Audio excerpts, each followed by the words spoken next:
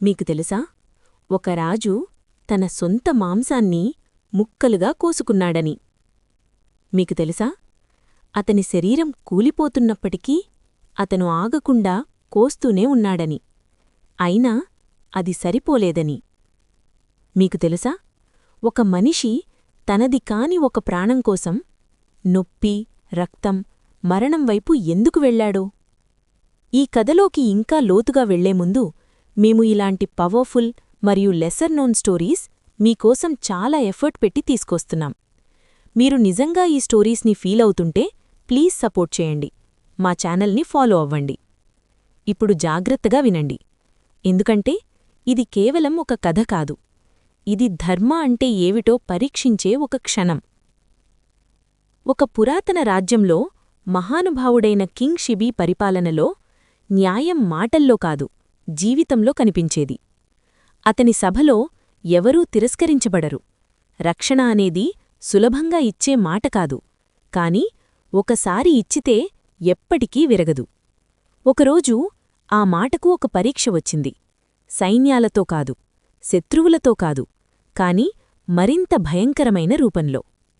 ఒక చిన్న పావురం భయంతో వణుకుతూ అతని సభలోకి ఎగిరివచ్చి అతని ఒడిలో పడిపోయింది. దాని చిన్న శరీరం కంపిస్తూ, శ్వాస అస్థిరంగా, మరణమే దాన్ని వెంబడిస్తున్నట్టుగా కనిపించింది. రాజు ఎటువంటి ఆలస్యం లేకుండా తన చేతిని దానిపై ఉంచి రక్షణ ఇచ్చాడు. కాని కొన్ని క్షణాలకే ఒక నీడ సభపై పడింది. ఒక గద్ద దిగింది. దాని కళ్ళు కఠినంగా, దాని ఉనికి చల్లగా, దాని స్వరం పెద్దగా కాదు, కాని స్పష్టంగా. అది వేడుకోలేదు, అది యాచించలేదు, అది కేవలం నిజాన్ని చెప్పింది. ఆ పావురం నా ఆహారం. నువ్వు ఒక రాజువు. ఒక ప్రాణాన్ని రక్షించడానికి ఇంకొకటి ఆకలితో చానివస్తావా? సభ నిశ్శబ్దమైంది. ఎందుకంటే ఇది సాధారణ నిర్ణయం కాదు. షిబీ ఆ పావురాన్ని చూశాడు, బలహీనంగా, సహాయం కోసం ఎదురుచూస్తూ. తర్వాత గద్దను చూశాడు, బలంగా, తన హక్కులో నిలబడుతూ. ఇద్దరూ సరే, ఇద్దరికీ ఈ సృష్టిలో స్థానముంది. ఇక్కడే చాలామంది విరిగిపోతారు. భావోద్వేగాన్ని ఎంచుకుంటారు, లేదా కఠిన సత్యాన్ని. కాని షిబీ ఇంకేదో ఎంచుకున్నాడు. నా దగ్గరకు రక్షణ కోసం వచ్చినవాడిని నేను వదలను అన్నాడు, అతను స్వరం స్థిరంగా. కాని నీ హక్కును కూడా నేను నిరాకరించను.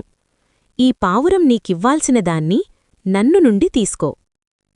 గద్ద ఆశ్చర్యపోలేదు. అది ఒక షరతు పెట్టింది, చల్లగా, ఖచ్చితంగా, కఠినంగా. అయితే దాని బరువుకు సమానమైన మాంసమివ్వాలి. ఒక త్రాసు తీసుకువచ్చారు.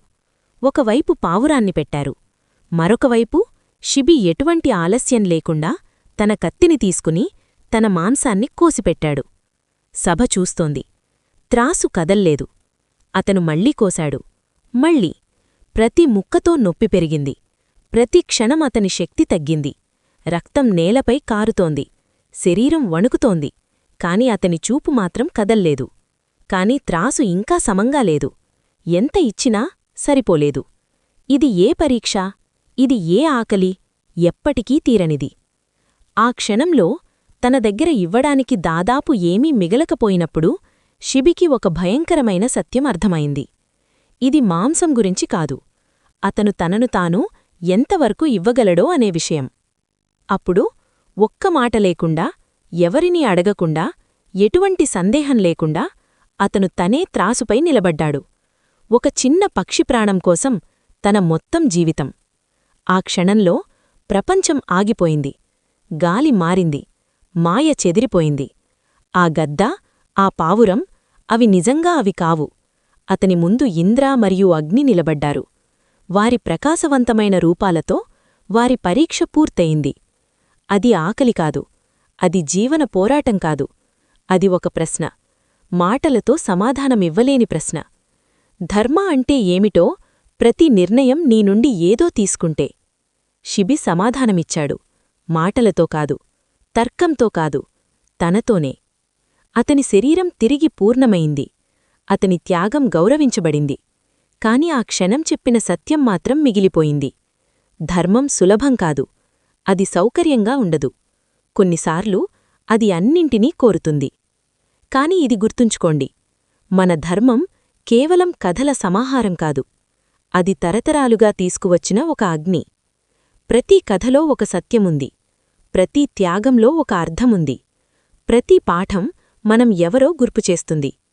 ఈ కథలు వినోదం కోసం కాదు, ఇవి నిన్ను పరీక్షించడానికి, నీకు ఒక ప్రశ్న వేయడానికి, సరైన నిర్ణయం కోసం నువ్వు ఎంతవరకు వెళ్లగలవు.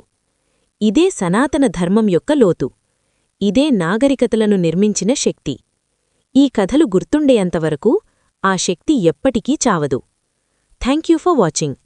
మరిన్ని స్టోరీస్ కోసం please subscribe to our channel, bell icon click చేసి కొత్త వీడియోస్ కోసం నోటిఫైడ్ అవ్వండి. మీ సపోర్ట్ మాకు చాలా ముఖ్యమైనది. Thank you.